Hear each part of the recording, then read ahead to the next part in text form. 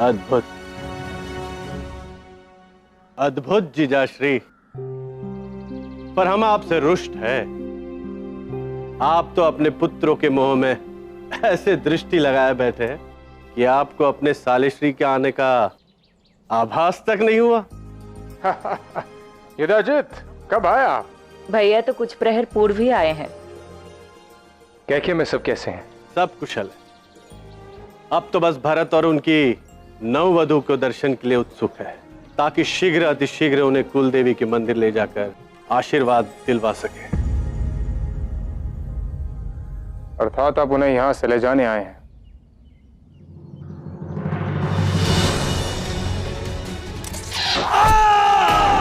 राजा दशरथ, मेरा श्राप है तुम्हें। अब ये सब बातें छोड़िए, अब हम केवल और केवल अपने पुत्र और उनकी वधुओं के स्वागत पर ध्यान देते हैं। राजकुमार की, राजकुमार की, राजकुमार की, राजकुमार की, राजकुमार की, राजकुमार की।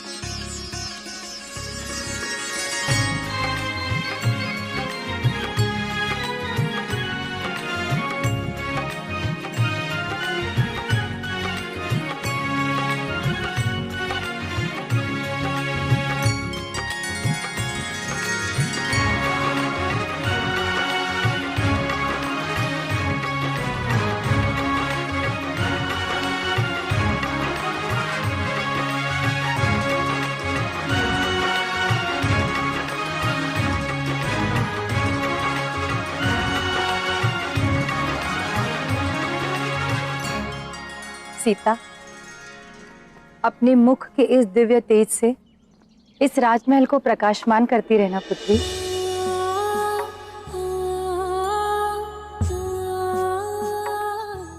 सच में राम, तुम्हारी पत्नी के मुख का तेज तुमसे तनिक भी कम नहीं है।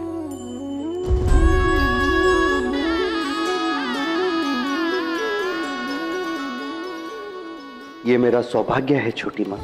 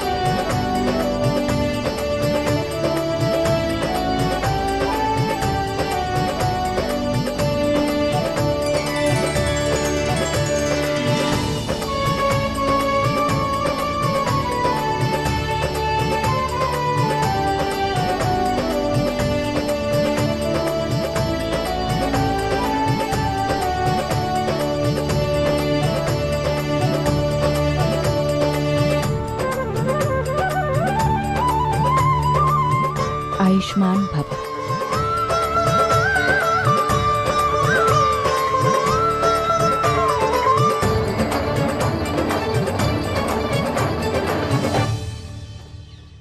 ईश्वर करे कि तुम्हारे चरण केवल इस राजमहल में नहीं, अपितु समस्त अयोध्या में अपार धन, धान और वैभव का संचार करें।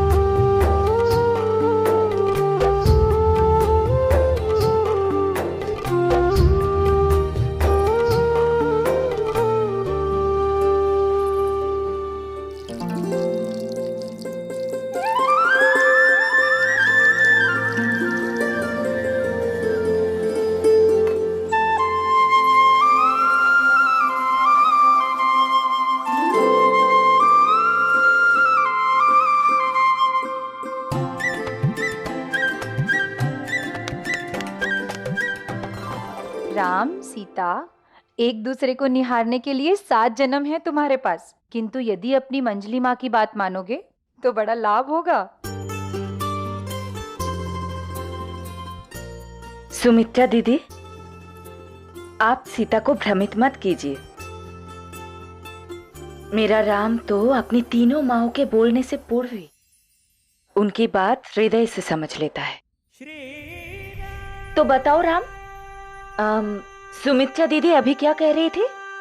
यही माँ कि इन सब पात्रों में एक एक कौड़ियां हैं। सही कहा। पति पत्नी के जोड़े में से जो भी उस कौड़ी को पहले ढूंढ लेगा, वैवाहिक जीवन में उसी का पलड़ा भारी रहेगा।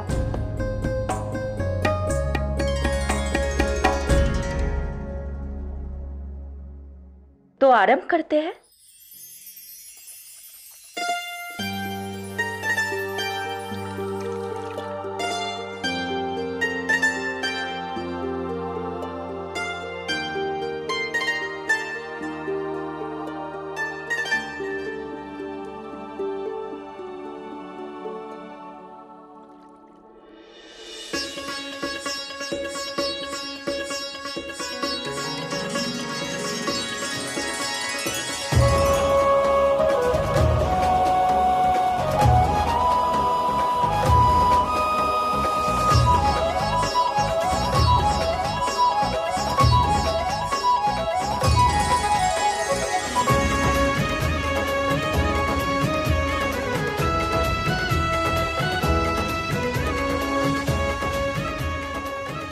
भरत, शत्रुघ्न, अब जीवन भर अपने पत्नियों के नेतृत्व से ही चलना पड़ेगा।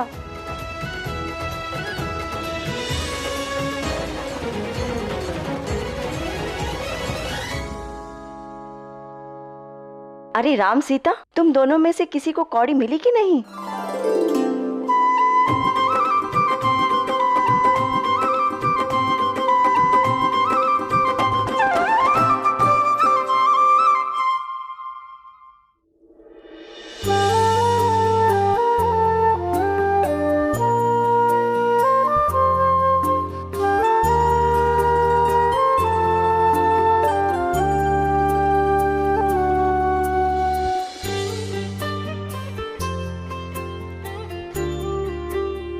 किंतु ये कैसे संभव है? मैंने तो पात्र में एक ही कौड़ी डाली थी। कोई बात नहीं, पुनः खेलते हैं।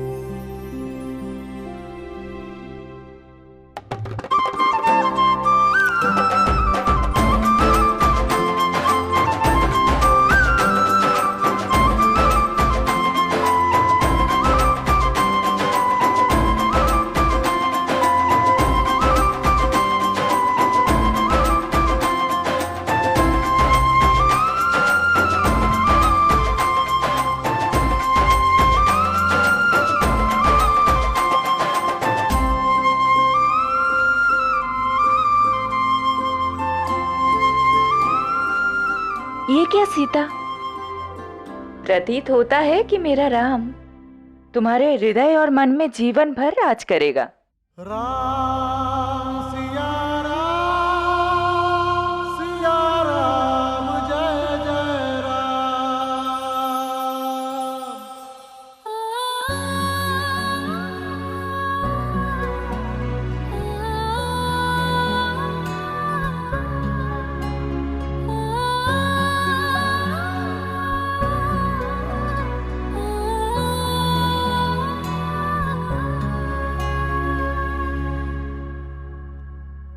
इसे चमत्कार मानो या संकेत,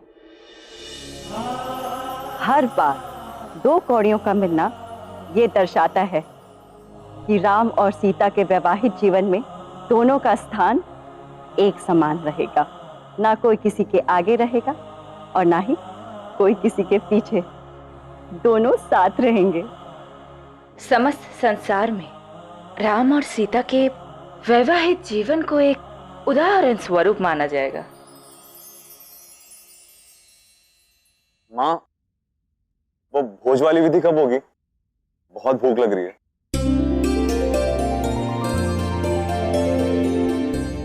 अभी मैं मंथरा को भोज का प्रबंध करने को कहती हूँ। कैकई, मंत्रा का स्वास्थ्य ठीक नहीं है, किंतु तुम चिंता मत करो, सारे प्रबंध हो चुके। अच्छा, इसलिए मंत्रा किसी भी विधि में नहीं दिख रही।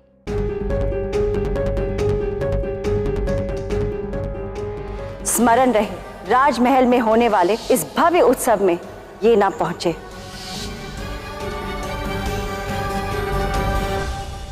हर बार तुमने मुझे आघात पहुंचाया है कौशल्या।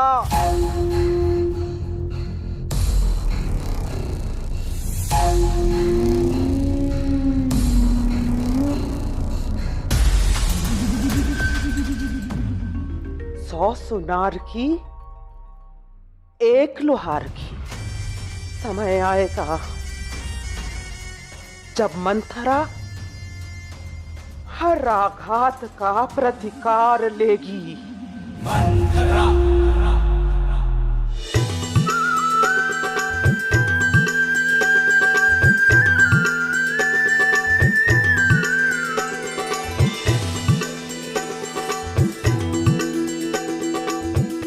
वर वधू पहला ग्रास एक दूसरे को खिलाएंगे। ये प्रतीक है कि आज से लोग तन मन से दो नहीं एक हो गए हैं।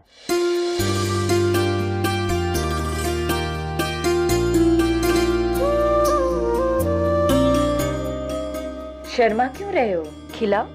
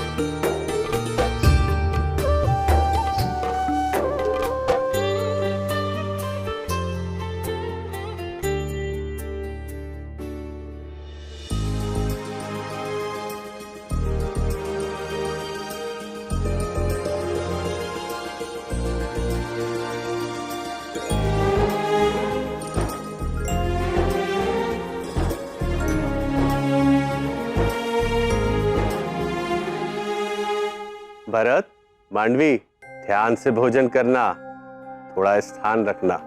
ननिहाल में बहुत से लोग हैं भोजन खिलाने वाले। अब समय आ गया पिता से दूर होकर मामा के साथ जाने का।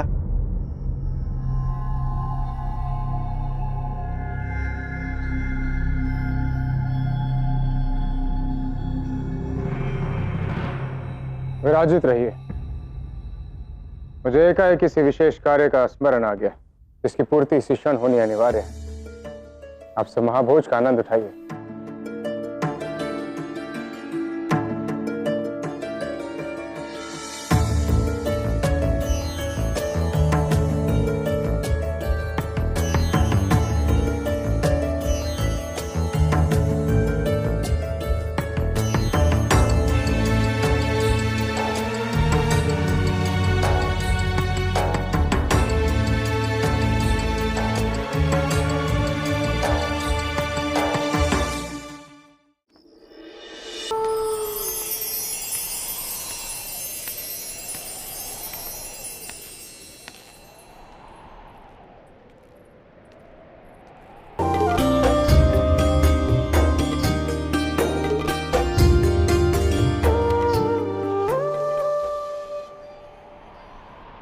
मेरी वस्तुएं आज कुछ भिन्न से लग रही। ऐसा क्यों?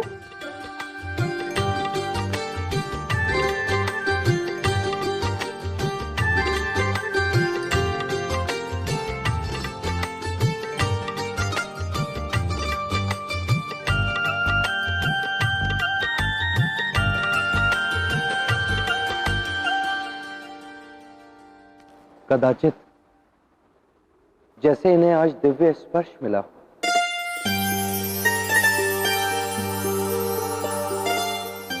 कौड़ी खेलते समय मुझे लगा था कि आप मेरे मन के भाव पढ़ लेते हैं, किंतु अब ज्ञात हुआ क्या आप मेरा स्पर्श भी पढ़ लेते हैं? भाव से स्मरण आया।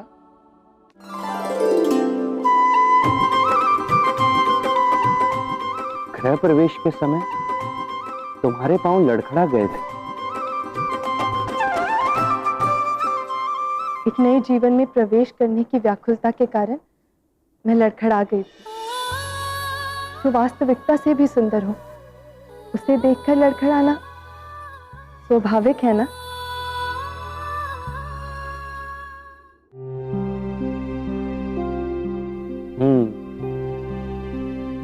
और अब कैसा लग रहा है?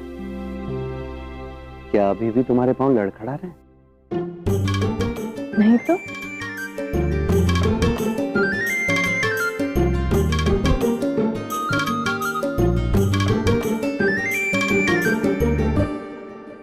क्या तुम हमें पसंद नहीं सीते?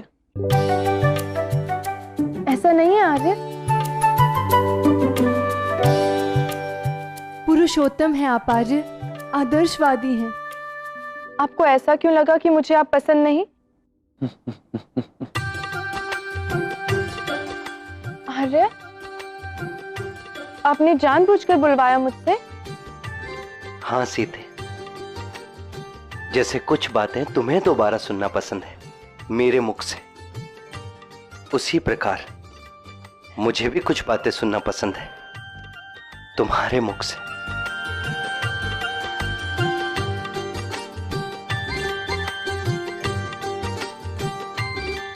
ये तो छल हुआ ना? पत्नी के स्वर को सुनने का प्रयत्न करना यदि पति के लिए छल है तो ये राम आपसे क्षमा मांगता है। मुझे क्षमा कर दो सीता। नहीं आर्य, आपके हाथ तो मुझे संभालने के लिए है, मेरे सामने जोड़ने के लिए नहीं। आप तो भूल से भी कोई भूल नहीं कर सकते।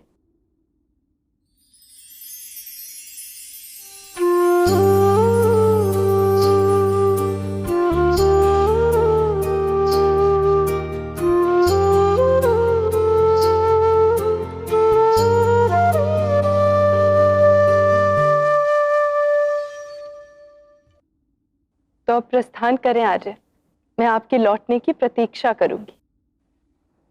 कहां से सीते? पिताश्री के कक्ष से। किंतु तुम्हें कैसे ज्ञात हुआ कि मैं पिताश्री के कक्ष में जाने वाला हूं? क्योंकि केवल आपको ही मन के भाव पढ़ने की कला नहीं आती है। महाभोज के समय मैंने आपके मुख के भाव पढ़ लिए थे। हाँ सीते, पता है, मैंने आज तक पिताश्री को इतना चिंतित और व्याकुल नहीं देखा, विशेषकर जब महल में उत्सव और आनंद का वातावरण हो। तो विलंब ना करें, जाइए और पूछिए उनसे उनकी व्याकुलता का कारण। किंतु सीते तुम? आप ही ने तो कहा था आर्य कि मैं आपके हृदय में बसती हूँ, तो इसका अर्थ तो ये है कि मैं सदैव आपके साथ हूँ, हर क्षण में, फिर चाहे वो इस कक्ष में हो या फिर कहीं और। माता ने सत्य कहा था सीते कि तुम्हारा इस परिवार में आना हमारा सौभाग्य है। सीते मेरी प्रिय तुम सीते, मेरे राम मेरे प्रिय वर राम।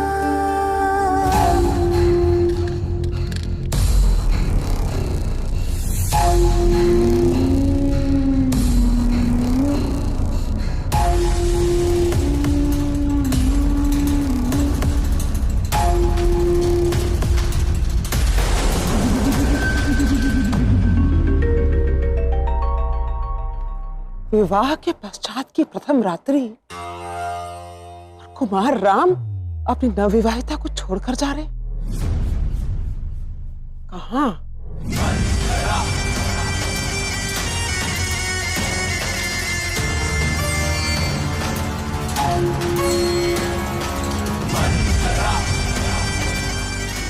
ये कुमार राम महाराज दशरथ के कक्ष की ओर क्यों जा रहे हैं? पता लगाना होगा।